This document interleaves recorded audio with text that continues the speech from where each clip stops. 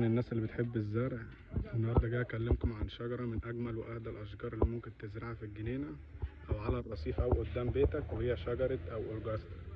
بعض الناس بتسميها اوجاستا او اوجاستا. اسم العلمي بتاعها جراندي فلورا. الشجره دي ليها ورق اخضر ولامع من فوق، وتحت الورق لونه بني شبه القطيفه كده. منظرها شيك وجميله جدا، وبتدي شكل فخم للمكان. كمان الشجره دي اسمها عصفور الجنه.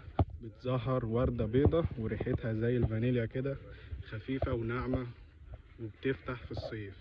من مميزات شجرة الأوجاستا إنها متحملة للحر الشديد وبتحب الشمس، بس كمان بتحب المية، يعني حاول تسقيها كويس وخصوصا وهي لسه صغيرة. مميزات شجر الأوجاستا إنها متحملة للحر الشديد وبتحب الشمس وبتحب المية، يعني نحاول نسقيها كويس وخصوصا وهي لسه صغيرة. الأوجاستا مناسبة جدا للجنينة سواء كزينة أو كستار طبيعي، لأنها بتنمو بشكل طولي ومنتظم ومش بتحتاج تقليم كتير. بس خد بالك لازم تزرعها في مكان واسع شوية، لأنها مع الوقت بتكبر وبتولد من تحت كده أو بتطلع فسايل من تحت. تمام. الخلاصة، لو بتدور على شجرة شكلها فخم وورقتها مميز وبتدي منظر طبيعي ورائع طول السنة، يبقى الأوجاستا هي الخيار الصح.